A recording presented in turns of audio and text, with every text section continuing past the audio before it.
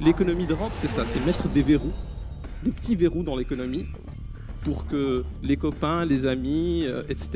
aient un petit précaré. Rien qu'à eux. اليوم الاقتصاد الريعي اللي يعتمد على الامتيازات ويخدم على الرخص ويخلي عائلات هي متنفذه. اللي عند الدوله هي هالرخص وهي المونوبول اللي يتفاهموا على الاسواق وهي لي بوزيسيون دومينون. من موارد نجيبوها معناها مثلا من الاقتصاد الريعي ليكونومي دو رون. مخالب تاع الدوله ضد الكارتيل الكونومي. شو يقول لك رخصه والرشوش ورخصه وين ما يعطيها لكش. عمرك في بنوك على 20 بنكه في تونس سن عمال كلهم متهمين على السوق. عندنا اقتصاد ريعي استهلاكي شادين وسمساره ودفع الانتاج مع العمل على تقليص الاقتصاد الريعي. أولوية تصدي لمسألة الاقتصاد الريعي. الريع مسكر عليهم الباب وهذايا باش تكون أولويتنا في المرحلة الجاية. النظام الراعي أكثر منه مشكلة اقتصادية، هي مشكلة اجتماعية ومشكلة سياسية. ان شيف دو غوفرنمون عنده دو بروغرام بوسيبل، اما يقول لك جو كاس لو سيستيم اونتي ولا يقول لك نعاونك تهج كي تقعد تونس كي من هكا تقعد دون سو سيستيم اونتي. يا با دوتر اسبوار. عسلامة، أنا رياض ومرحبا بكم في بودكاست من الآخر، بودكاست اللي تقترحوا لكم منظمة أليرت باش نفركوا فيه حكاية نظام الريع في تونس. اليوم قلنا نبداو الحكاية من الأول، منين بدات نظام الريع في تونس؟ برشا فينا يربطوا الحكاية بنظام بن علي، قلنا إيجا نبداو الحكاية بنظام الريع كيفاش بدا في منظومة بن علي. اليوم معايا دوز انفيتي دو مارك باش نحكيو في الموضوع هذايا. نبداو، مرحبا بك حسام. عايشك عسلامة. مرحبا بك طارق. مرحبا رياض. باهي طارق، نبداو ندخلوا في الموضوع ديريكت. نظام الريع نربطوه برشا في مخاخنا بالعائلات اللي تتحكم في اقتصاد ما. سي غازي شواشي اخر مره الى ديفيني هكاكا. من ناحيه اخرى نظام بن علي الكلنا اون لو لي ديريكتومون للعائلات. نظام بن علي هو نظام عائلي احتكر على الاقتصاد وعلى السياسه وعلى كل شيء. يا اخي الحكايه بدات مع بن علي هي. هو صحيح ما نجموش نعرفوا نظام الريع من غير فكره العائلات اللي تتحكم، اللي جروب نتاع العائلات. طبعا مش هذاك كهو نظام الريع بلو كومبليكي، مي صحيح نحن في مخنا كي نخموا في العائلات اول اكزومبل يجينا العائله بن علي جوستومون. دونك لكن الحقيقه مش هذاك كهو، معناتها المساله اقدم برشا. يعني من قبل دوله تونس قائمه اللي قرون، مانيش نرجع القرون التالي، لكن القرون قائمه على انه عائله تحكم معها عائلات تعطيهم معناتها اللزمات، تعطيهم اراضي اقطاعات الى اخره. باش نبدا بكري معناتها مانيش باش نمشي ما نرجعوش البيات خاطر اللي تفسر فيها هذا مش اكثر بيات باش نمشيو برشا لتالي. انا باش نركز ربما على الفتره اللي سبقت فتره بن علي.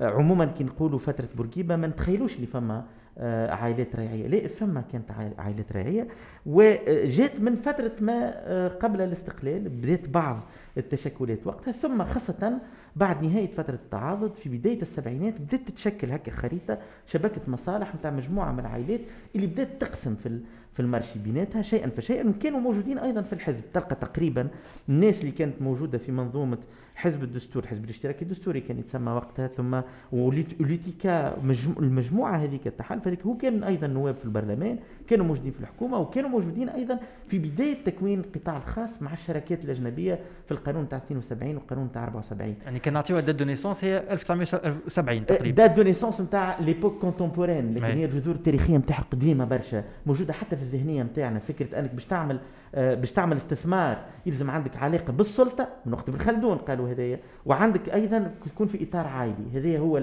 الباز معناها. عندك شكون هذه احنا نسميوها عندك شكون دروي، تحب تعمل حاجه عندك شكون دروي. جوستومون كي جا بن علي زاد عمل لها هيكله اكثر، ردها ستركتوري، وعمل العائله مالكه تقريبا اللي هي توزع، يكون عندها ديزوكسيلير، عائلات اوكسيلير معها. واذا كانك انت كعائله كنت موجود وعندك نفوذ قبل وعندك استثمارات قبل، فانه باش تتواصل باش تبقى باش تكبر يلزمك تتربط بالعائله المالكه هذيك، تتربط بها بالمصاهره، تتربط بها بالشراكات. ولهنا نجيو في الفتره نتاع عديتنا تو فتره بن علي. نفهم من كلامك كاينها احتكار على الريع. بن علي عمل عائله بركه احتكرت على نظام الريع، صحيح ولا فما دوت كومبوزونت ساتيليت هكا دايره بها الحكايه؟ هو زاد نظم رد، فما عائله في الوسط وفما دي ساتيليت جوستومون اكسيلير حولهم. هو الحكايه كيفاش بدات؟ هي بدات اسونسيلمون بانه قبل جوست 87، قبل 7 نوفمبر، تو نحن نحكيو في بمناسبه ذكرى 7 نوفمبر مش معناها عندنا هذا معناتها متعاطفين مع 7 نوفمبر نبداو واضحين. سان كلان دوي هذاك سان كلان دوي فوالا. اللي صار هو انه قبل 7 نوفمبر 87 صار ضغط من صندوق النقد الدولي، مؤسسه التمويل الدوليه، صندوق النقد، البنك الدولي، من اجل اعاده هيكله، من اجل ستركتوراسيون جديده للاقتصاد، تعديل هيكلي الى اخره.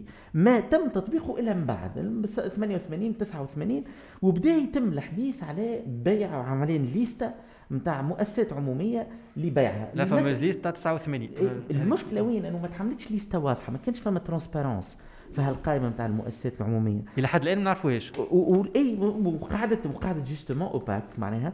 وصاروا 3 مراحل كبرى للمرحله هذه: 87 94 94 95 97 ثم ما بعد 98. والحقيقه كي نشوفوا هالستركتور هذه نتاع هالكرونولوجي هذه ايش نلقاو اللي مش فقط كانت فما مراحل مختلفه نتاع كل مره يعلنوا على قائمه، من الاول 48 قائمه، بعد 45 قائمه، من بعد زادوا وصلوا حتى ل 60 قائمه، وباقي ديما في الاوباسيتي، ما كانش فما ترانسبيرونس توتال. لكن مع هذه كان يترافق مع العائله نفسها. الملكه كانت قاعده تتبدل. من الاول كانت عائله الاصهار نتاع المراه الاولى نتاع بن علي، دونك لي شيبوب، لي مبروك اتسيتيرا.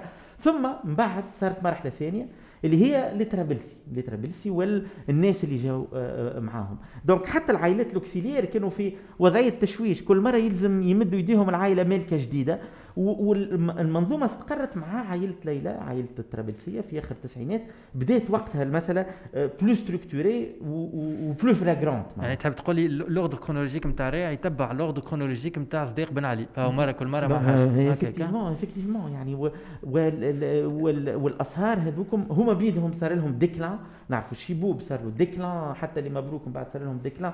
علاش؟ على خاطر جات عائله جديده. يعني الصراع داخل العائله المالكه هو نفسه اثر على ستركتور جينيرال نتاع نظام الريع. لهنا فما حاجه ماذا بينا كان نوضحوها، تخوف شويه، خاطر حكينا تو على حلين الاقتصاد وتدخل البنك الاف ام اي والبنك مونديال وكذا. نخاف لان نبسطوا الحكايه برشا للمستمعين نتاعنا ويقولوا يا اخي البنك مونديال جات قالت لنا اعملوا ريعه، اقسموا اعطيوا الفلان واعطيوا الفلتان. هو الحقيقه طبعا لا، يعني هو البنك الدولي يدافع على الليبراليه، بلوتو ساعات ليبراليه فلاغرانت، ميم البعض يقول نيو ليبراليزم. نجموا نختلفوا نحن مع الليبراليه ضد الليبراليه، مانيش مع النيو ليبراليه، هذاك موضوع اخر. لكن الديسكريبسيون تاع لي في اللي صاروا انه اكيد البنك الدولي هو من شيره من ناحيه سياسيه كان متواطئ ساكت على النظام، ساعات اصلا يمدح فيه. وتعرف اول تقرير نقدي من صندوق النقد ولا البنك الدولي للنظام بن علي صدر بعد الثوره، ما صدرش قبل. هذا باش يزنا بالرغم اللي كانوا يعرفوا المعطيات، لكن في نفس الوقت طرحهم الرسمي، السرديه الرسميه لمؤسسه التمويل الدوليه ماهوش نظام الريع طبعا، هو فتح السوق، فتح المرشي، فتح كذا. ما كانش بالضبط الشيء اللي صار من بعد. هو طبقوا طبعا على القياس نتاعو، طبقوا على اساس ترسيخ النظام السياسي. فينالمون نظام الريع ما كانش يعملوا بن علي لانه مغروم هكا بنظام الريع، لا هو يعملوا لانه نظام الريع يساعدوا، لانه فما العلاقه القويه بين السلطه السياسيه وبين الاقتصاد. هو كسلطه سياسيه معني بالسيطره على الاقتصاد والتحكم فيه. تحب تنجح اقتصاديا يجيني لي انا، مشيش لبلاصه اخرى، تبعد عليا تعمل اي حاجه تحب توري مستقل وتحب فعلا تستثمر ربحك الخاص، نكسرك. يعني هذه هي كانت المعادله. النظره الاخرى الحكايه البريود هذيا نتاع زمان نتاع تاريخ تونس، يشوفوها الناس كونوا هذوكم بنات الاقتصاد نتاع البلاد، هكا تو في الاخر بكل باش نرجعوهم هما سرقه وكذا وكل، الوغ كو هما بنات الاقتصاد تبنى بلي تو بروميي جروب ايكونوميك توانسه اللي تخلقوا في تونس، في التوريزم، في الاغريكولتور، في برشا حاجات اخرين. كيف نجموا نجاوبوهم العباد هذوما؟ هو بكل تاكيد الشيء اللي صار ما فماش اكيمولاسيون تاع ثروه ونتاع انتاج خايبه هكا في المبدا. ليه؟ هو اللي صاير باش يكون حتى كي باش يصير تفكيك نهار اخر، نحن نقولوا اليرت هي باش تفكك نظام الريع ولا باش تحاول تفهم الناس تداعيات اقتصاد الريع. الهدف هو انه نخرجوا من نظام الريع. ما يعنيش اللي راهو باش الناس هذه الكل باش ندفنوها، لا هي جزء من الثروه نتاع البلاد. فقط هل السيستم هذايا يسمح بتنميه كامله للبلاد كامله، ويسمح لانه الناس الكل تكون معنيه بالاستثمار وبالانتاج والا لا؟ واضح اللي هالنظام الكارتيلات اللي ربما حسام بعد نحكيو عليه بعد فتره الثوره هو يضر بانتاج الثروه، هو يضر بتراكم الثروه. ينجم يعاونهم هما، ينجم يعاون احيانا الاقتصاد، لكن او نيفو سيستيميك مضر بالبلاد عموما. الكلمه اللي ترجع ديما ليكونومي انكلوزيف، معناها الاقتصاد الادماجي اللي يوزع بطريقه عادله الثروات اللي ما كانش موجود قبل الثوره على اغلبيه الناس. اي اللي يسمح بانه فكره الاستثمار وفكره بناء الثروه متاحه للجميع، الاكسيسيبيليتي للثروه متاحه للجميع، انه عندك الامكانيه انك تبني ثروه متاحه للجميع. هذا هو الهدف من اللي نحكيو فيها. في كيف في خضم نظام بن علي فما ان دوزيام طون فور متبينا نحكيو عليه، ما نجموش نتعداو على حكايه بن علي من غير ما نحكيو عليها الحكايه هذه. صحيح كما قلت انت فما لوا نتاع 1989 وين قسمنا بدينا نعملوا في لي ليست اللي بقاو اوباك نتاع هذه نتاع ليبراليزاسيون دي ايكونومي دي زونتربريز، لكن الطون الثاني هو شكون في الاخر بكل اسكو كونت اون ليبراليزي المارشي اعطيني لشكون فينالمون كي ريغول لو مارشي. بعد احنا في تونس ديما نحكيو تونس دوله ليبراليه. سي ان بوين تري امبورطون، خاطر يقول القائل كيفاش تقسم المارشي، ما كانش هو صحيح قصدي خلينا نفهموا على حاجه. كان فما اطار قانوني رسمي لتقسيم المارشي، وكان فما اطار فعلي. الاطار الرسمي هو بيدو فيه مشكله اللي هو لي جروب انتر بروفيسيونيل اللي تعملوا في اخر الثمانينات. يظهر لي القانون بالضبط حسب ما نتذكر اللوا جويي 93 اللي هو فينالمون كيفاش شكون هما لي جروب هذوما. لي جروب هذوما هو السلطه فينالمون ممثل على الدوله، على الوزاره المعنيه بك القطاع هذاك، ثم ممثل على الغرف النقابيه. والغرف النقابيه في الفتره هذيك عمليه الانتخابيه داخل الوتيكا ما كانش تتم بشكل حر، كانت تتبع ايضا التوجه السياسي. ما تنجمش تكون معارض بن علي وتطلع في الغرف وانت بريزيدون شامبر نتاعها جوستومون. ودونك وحتى الغرف النقابيه كانت تعكس تركز الثروه واحتكار الثروه في داخل كل قطاع. ربما نحكيو على دي اكزامبل من بعد، لكن انا الحاجه نحب نقول عليها زاد مع لي جروب انتر بروفيسيونيل توا عندنا واضح من الارشيف اللي بدا يخرج من الرئاسه، وانا واحد من الناس شفت بعضه شاهد رئاسه الجمهوريه اي جوستومون اللي بن علي كان يجي هو نفسه ساعات بستيلو فوق الوراق ويقول له يبعث دي نوت يقول هذه تمشي لفلان، هذه تمشي لفلان، هذه تمشي للعائله الفلانيه. هو نفسه يتدخل في العمليه.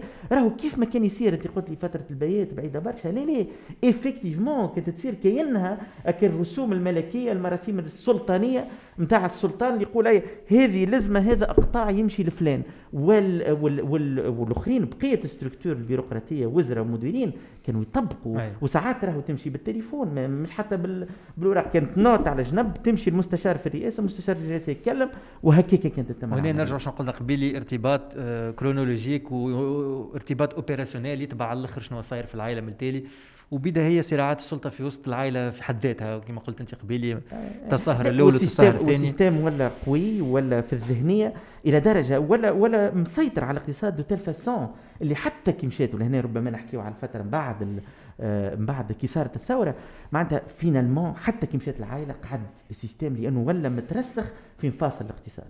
تو ما نسينكش حسام باش نرجعوا انت نعرف خدمت على برشا دوتر سوجي كيما حكينا قبيليك تو لي شومبر انتر بروفيسيونيل، خدمت على دي اكزامبل بريسي. تو ناخذ مثلا اكزامبل نتاع لاغرو اليمونتير. فما نقرا جو سي ان تران دو لير لا لوا يقول لك نوتامون لي ميسيون سويفونت كونتريبيو à la promotion de la production, ils approvisionnent le marché et contribuent à la rationalisation des marchés en produits. تو هذوما معناتها عباد كما كان يحكي طارق هما بيدهم دي زاكتور دو مارشي، اما هما يريغول لو مارشي في حد ذاته. اسكو هذه سيتواسيون خلطنا لها احنا تو في تونس؟ هذه قديمه سيتواسيون مش خلطنا لها تو. كيف ما كان يقول شوف تبدا شكون باش يفرق باش نبسطوها الحكايه. المارشي نعتبروه قطعه نتاع جاتو باش نفرقوا لي بار نتاعها. اللي باش يحكم شكون ياخذ البار الكبيره، شكون ياخذ البار الصغيره، شكون ياخذ 10%، شكون ياخذ 15%. يجيو يعملوا هيئه، الهيئه هذا يبدا فيها موظف ولا زوج موظفين تابعين على وزاره ولا اثنين. جنرالمون يبداو الوظيفه نتاعهم سوريه بحته، معناها عباد يجيو بوغ يسجلوا البريزونس نتاعهم ويمشيوا لارواحهم، ومعاهم ممثلين على الغرف النقابيه. الغرف النقابيه يقول لك هما قبل الثوره يلزمهم يكونوا مرتبطين بالسلطه وبن علي راضي عليهم ولا العائله راضيه عليهم، حتى بعد الثوره ونرجعوا لها هما فينالمون العباد اللي محتكرين المارشي. معناها هو تلقاه سان اوبيراتور في المارشي، عنده شركه، عنده معمل، عنده اون سوسيتي تخدم في المارشي، وهو بيدو يمثل النقابه، وهو بيدو في الاخر باش يوزع الثروه. معناها تقول نحن ثلاثه قدامنا كعبه تاع جاتو وعندنا عباد اخرين باش يجيو بحذانا ويقولوا لنا هيا انتم قرروا شكون باش ياخذ قداش. تو انا نوزع في الوقت من بعد ناخذ اكثر طون اكثر وقت اللي كنت صحيت هكاك. جوجي بارتي. به الوقت يمشي الاولاد نزربوا شويه في البارتي هذيا. تو احنا نعملوا في الابيزود هذايا مش بمناسبه اما خاطر غدوه 7 نوفمبر نا با دوري ايترنيلمون وفي 7 نوفمبر جا نهار وطاح السيستم. اش عملنا بيه تو كي طاح وين خلطنا؟ اش عملنا؟ شفت كلمه طاح السيستم هي المشكل. ما طاحش السيستم افكتيفمون. يعني تو اللي كان يحكي فيه تو حسام هل تغير قدره الغرف النقابيه على توزيع الثروه داخلها والتحكم في المارشي نتاعها؟ ما تغيرش. هل أنه خرجنا من سيستم تحكم مجموعة من العائلات في مفاصل الاقتصاد مفاصل إنتاج الثروة؟ ما تغيرش. هل تغيرت علاقة السلطة السياسية بمجموعة محددة من العائلات ومصالح متبادلة بيناتها؟ ما تغيرش. اللي تغير هو تغيرت الأسماء، العناوين. تغيرت. قبل كان عندنا عائلة مالكة هي اللي تحدد الأوكسيلير واضح، عندنا عنوان واضح. تو عندنا أكثر من عائلة توسع نفوذهم، وفي عوض عنا بن علي على مستوى السلطة السياسية مستبد وغير منتخب. عنا أطراف منتخبة لكن استطاعت أنها تبني علاقة جديدة مع الأطراف هذه، مع العائلات هذه. وربما نحتحدثوا في لي جستمون في علاقة بكرامة هولدينغ ولا في علاقة بلجنة المصادرة وفي علاقة بالعائلة المصادرة. صاروا حكايتكم من بعد الثورة وحكينا على الحرية الأكاديمية والناس عملت بحوث. حتى البنك مونديال أول رابور هبطوا نقدي هو بعد 2011. المعرفة بتاع الموضوع فهمناها الحكاية هكا. يعني وأنا رابور 2014 بتاع البنك الدولي all in the family، كل شيء في العائلة، اللي هو فرك سيستم، فرك الحكاية اكسترا اوردينير. ننصح الناس كل تقرأ. اما ما كانش ينجم يتعمل حتى البنك الدولي ما كانش ينجم يعملوا في الفترة قبل. دونك الثورة سمحت لنا على الأقل أنه نحكيو نشوفوا السيستم قدامنا. تبقى هل تنحى ولا احنا فهمنا بدينا نفهموا بليتو. اما قعدنا في سيتواسيون كيما كلي فهم مشكله وقعد عايش في وسطها. كيفاش تو جبدلنا على الكرامه هولدينغ ولا على هيئه المصادره ولا اللي اهم منها هيئه تصرف الاملاك المصادره. الكرامه هولدينغ سي اون بروف على اللي كان يقول فيه طارق. كيفاش شكون يعين اعضاء المكتب التنفيذي تاع الكرامه هولدينغ؟ فكرنا شنو الكرامه هولدينغ في كلمه؟ الكرامه هولدينغ هي الجروب الكرامه القابضه، هو الجروب اللي الدوله لمت فيه شركات المصادره باش تنجم تتصرف فيهم وتنجم تبيعهم. قبل كان النقل ونقاو فيهم الحاجات اللي كانوا على ملك العائله الحاكمه قبل. هو قبل كان الجروب نتاع صخر الماطري الاميره، والدوله لقات روحها ما تنجمش ما تنجمش تتصرف في الاملاك هذوما، ما تنجمش تبيع الشركات، ما تنجمش تتصرف فيهم، لمتهم تحت هالجروب هذا وسميته الكرامه هولدينغ. دونك الكرامه هولدينغ تلقى فيه شركات المصادره الكل تاع العائله مش تاع العائله. مهم باش نقولوا فما حاجات لوكسيليير هكا برينسيبالمون تاع العائله. هي المشكله الكبيره اللي كنا نحكيو عليها قبل، اللي كيف جينا نصادروا عطينا ليستا فيها 120 130 عبد، بعد طيحناها ل 114 عبد. هذه الليسته تاع فتح عمر، اللجنه تاع فتح عمر، لجنه الله يرحمه فتح عمر، هي الليسته نتاع العباد اللي لازمها تتصادر املاكهم، اللي هي العائله المضايقه. كنا نحكيو على لي فامي اوكسيليير، كنا نحكيو على لي فامي ساتيليت. شنو ما هذوما؟ انا بالحسن طرابلسي ولا صخر الماطري ولا غيره كي كان يجي يعمل مشروع ولا يعمل شركه ما كانش يعملها وحده، يجي يقول طارق انت متدخل في الموضوع هذا ولا عندك فلوس ولا حاجه، اجا نتشارك انا وياك. شريكو وقت اللي صدرنا لصخر الماطري ولا صدرنا بالحسن طرابلسي وخلينا شريكو يتصرف في املاكه خليناه بعيد على المصادره. اللي خلي ال 114 الليست هذه ضيقه برشا، والاملاك المصادره ولا الشركات المصادره ما صدرناهاش كليا، صدرنا فيها الاسهم اللي كانت على ملك ال 114 هذوم، اللي يخلي اليوم الكرامه هولدينغ تتصرف في شركات كيما شركه النقل ولا شركه فما حاجات كي ايتي ميدياتيزي كيما اورانج كيما كاكتوس حكيوا عليهم برشا الاعلام. الفا فورد ريسامون تو الفا فورد هي اكزامبل واضح اللي يخلينا نرجع لهم بعديك. قلت لك فما ديز اكزامبل وين الدوله تملك اسهم في شركات اما تنجمش تصرف فيها، خاطر اورانج ولا كاكتوس ولا برشا، على خاطر الشريك الاصلي اللي هو نجموا نعتبروه من لي زاكتور برينسيبو نتاع الريع، مازال عنده الاملاك نتاعو، مازال يحكم فيها، مازال يتصرف في الشركات هذوك. دونك الكرامه هولدينغ نرجع شكون يعين المكتب التنفيذي نتاعها؟ اللي يعين المكتب التنفيذي نتاعها هو الاحزاب. اسمه لي مجلس اداره. مجلس اداره هو الاحزاب الحاكمه، واكبر اكزامبل انت تعرفه طارق هو انور معروف، وقت اللي النهضه حطته في المجلس الاداره وخدم مصالح السيستم الجديد. وبعد وقتها ما كانش معروف انتر بارونتيز انور معروف ما كانش معروف ما كناش ما خاطر ما نحطوا حيد وهذاك ديما تصير الحكايه اللي النهضه داير اللي ولينا نسميهم سوماران هذوما من بعد والاحزاب الاخرين الكل يسيبوا عباد وبعد يظهروا اللي نتاعهم. وهذا اللي خلينا نجموا نقولوا اللي السلطه السياسيه اللي موجوده في الوقت هذاك تعاود توزع ثروات، تعاود توزع الغونت هذا والكارتيل هذا على العباد العائلات الجديده اللي تابعين. كيفاش باش تصير حسام انت خاطر المره اللي فاتت حكيت لي على اللي كونسيي هذوما اللي يكونوا تابعين كرامه هولدينغ ويبداو زاد تابعين لي كونسيي نتاع الناس اللي باش تشري. وهل فما دي زيكزامبل؟ انا خاطر حكيت لي المره اللي فاتت على ان بون اكزامبل في علاقه بالكراهب جوستومون. قبل ساعه وقت اللي الكرامه هولدينغ باش تفرط في احدى الشركات شنو تعمل؟ تعيط لي كونسيي اكسكلوزيف، معناها مكاتب نتاع كونسي تجي تقول لهم هيا وريوني كيفاش احسن طريقه باش نفرط في الشركه هذه. معمول به هذا في العالم الكل، في العالم الكل، لكن جينيرالمون تلقى لو بيرو دو كونسلتينغ هذوما هما بيدهم لي كونسيي نتاع الشركات اللي باش تشري، وتلقى في اللي هي وضع غير عادي، اللي هي وضع غير عادي، تضارب واضح، تضارب مصالح. عندنا زاد مشكله كبيره اللي فما اسهم تفرطت، العباد كانوا قبل اكسيونير في الشركه هذيك اللي نجموا نعتبروهم لي فامي اوكسيليير. والاكزامبل اللي نحكيو عليه هو الفا فورد. اليوم ما عندهاش 3 ايام الدوله فرطت في الفا فورد اللي هي شركه اللي كانت تابعه بالحسن طرابلسي وتستورد في كراهب فورد الجروب بن جمعه. جروب بن جمعه اللي هو في وسط السيستم عنده برشا، اللي داير كان موجود في الليسته الاولانيه نتاع العباد اللي باش تصدر املاكهم قبل ما تولي 114 كي ولات 114 خرج اسمه. اليوم يولي يزيد ان كومول بعد ما كان عنده لاغريمون تاع بي ام في وهو يمبورت بي ام في، يزيد عليه الفا فورد على خاطر لو كونساي دو لا كونكورونس في الموضوع هذا ما يتدخلش، يخلي الكرامه هولدينغ تتصرف في التفريط في الشركات هذه كيف ما تحب، على خاطر الهدف الوحيد من تفريط الشركات هذه ندخلوا فلوس للدوله، لكن ما خموش على الامباكت ايكونوميك على البلاد. وهذا اللي رجعنا النظام ريعي جديد، نظام راعي فيه ديزاكتور جدد كيف ما قلنا، خلينا السيستم وبدلنا لي تيتر. فوالا. ولا المجلس المنافسه انت قلت عليه حاجه تريز امبورطونت اللي هي واضح انه واحده من الريفورم الكبار اللي لازمها تصير، مش فقط تفعيل القرارات اللي يعملوا فيها، بل حتى الادوات اللي عندهم نتاع تنفيذ القرارات هذيك والتشريعات المبنيه عليها زاد الخدمه نتاع مجلس المنافسه. دونك الاربيتر اون فان كونت ما فماش اربيتر، يعني اربيتر موجود غاديك حتى حد ما هو معدل عليه يعطي رايه وما يكلمش. احنا في اليرت كي بدينا نخدموا وصلنا ل 94 قرار من هيئه المنافسه اللي ما همش مطبقين، ما تفعلش شيء. معناها حاجه كبيره برشا، راهو معناها هذوما نحكيو على كارثه كبيره للبلاد. هو كيما انت قلت ترانزيسيون معموله خاطر احنا في اليرت معناتها حاجه من الحاجات اللي نخدم عليهم هو اون فا ايسيي دو موبيليزي جوستومون الكونساي دو لا كونكورونس سور دي سوجي اللي هو ما راهمش من الاول. الوقت يتعدى فيه ساعه، وهذه كانت بسطه الاولى. شكرا طارق، شكرا حسام، يعيشك.